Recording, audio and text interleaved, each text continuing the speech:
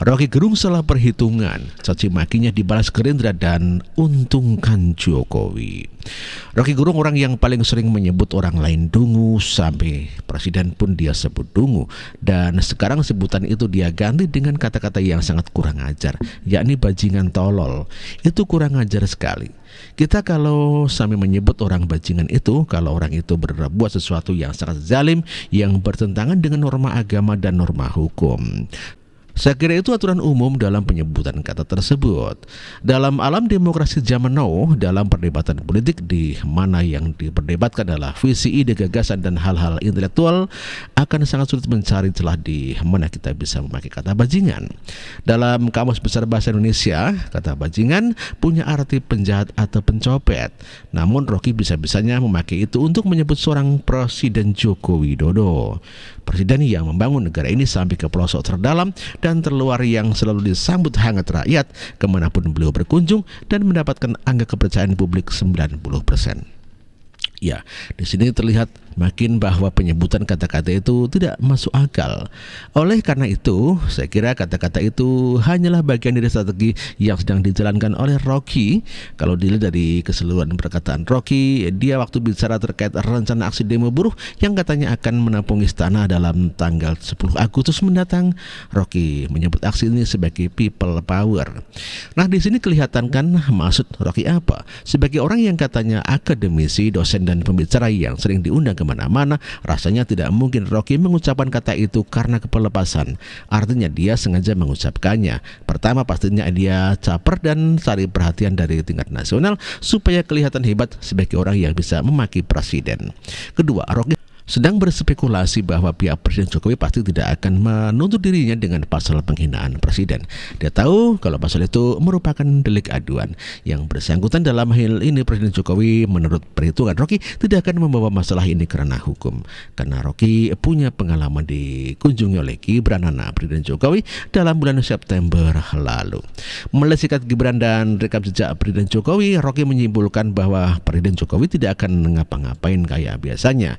Jadi Rocky merasa bakal baik-baik saja.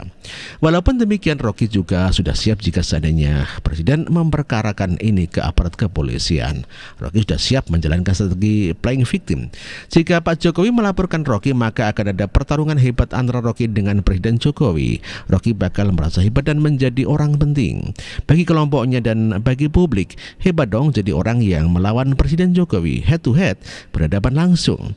Persidangan kasus ini bakal menjadi panggung besar buat Rocky dan kelompoknya. Gerakan yang mereka bilang sebagai people power bakal menarik makin banyak massa. Itu perhitungan strategi Rocky. Ya begitulah kalau orang sudah pongah dan sombong, dia kurang memperhitungkan pihak lain yang kepalanya hanya ada ambisi untuk berlawanan langsung dengan Pak Jokowi. Rocky ini lupa kalau ada jutaan orang Indonesia yang sangat peduli dengan Presiden Jokowi. Ada masyarakat, netizen, relawan, dan juga parpol lainnya. Yang pertama, ada dua kelompok relawan pendukung Presiden Jokowi yang langsung melaporkan Rocky Gerung ke Polda Metro Jaya. Yang satu kelompok laporannya ditolak dan dimasukkan ke dalam mekanisme aduan masyarakat. Karena pasal penghinaan Presiden itu delik aduan. Yang lapor mesti Pak Presiden Jokowi. Sedangkan laporan kelompok relawan satu lagi, Relawan Indonesia Bersatu, diterima dengan memakai pasal berlapis Undang-Undang ITE dan KUHP tentang penyebaran ujaran kebencian, lalu pasal tentang penghasutan, pasal penyebaran berita bohong, dan pasal tentang penyebaran kabar yang menimbulkan kegaduhan. Ini pasal-pasal sama pasal-pasal yang dikenakan kepada Roy Suryo waktu itu. Akhirnya bikin Roy mendekam ke dalam penjara. Yang kedua, Rocky Gerung juga tidak menyangka bahwa Partai Gerindra, partainya Prabowo, memberikan tanggapan yang sangat merugikan Rocky. Waktu itu Partai Gerindra, Habibur Rahman menyatakan bahwa Gerindra sangat menyesalkan pernyataan Rocky karena bisa menimbulkan perpecahan di masyarakat. Kata-kata yang dipakai Rocky dinilai menyakiti masyarakat Indonesia yang mendukung Jokowi. Sangat menyakitkan, begitu kata Habibur Rahman. Kemudian Gerindra memuji kinerja Presiden Jokowi sebagai salah satu presiden terbaik yang pernah memimpin negara ini, yang berhasil membuat Indonesia bertahan dan bangkit dari pandemi. Jadi tidak ada secuil pun fakta yang memperkuat argumentasi Rocky. Nah, Prabowo yang dulu pernah bakal menjadikan Rocky sebagai menteri, sekarang malah mengecam Rocky dan memuji Jokowi. Rocky Gerung mungkin terkaget dengan reaksi Gerindra. Yang ketiga, reaksi yang tak terduga muncul dari masyarakat Dayak yang tergabung dalam masyarakat adat Dayak Nasional dan Dewan Adat Dayak se-Indonesia. Mereka menyesalkan perkataan Rocky yang menghina Presiden Jokowi dan juga dianggap menyebarkan kebencian terhadap IKN, Ibu Kota Negara. Ya, mereka juga berencana akan melaporkan Rocky ke polisi.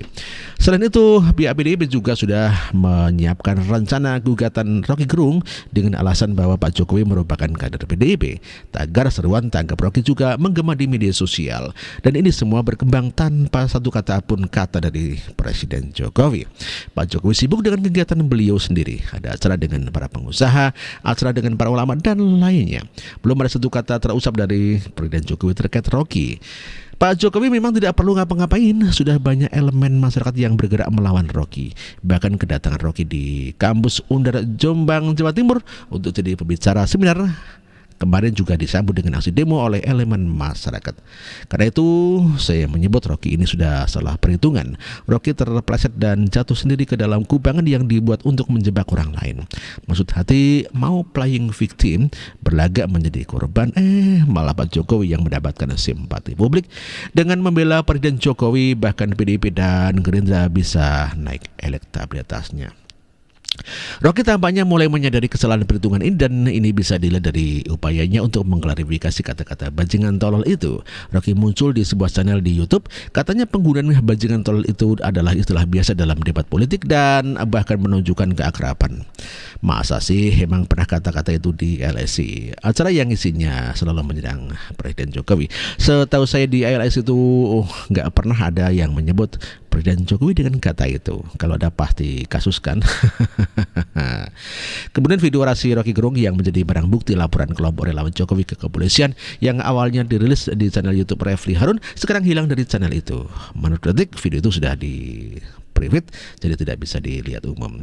Tercium bau-bau ketakutan, strategi yang dibuat Rocky Gerung menjadi senjata makan tuan dicuekin sama Jokowi.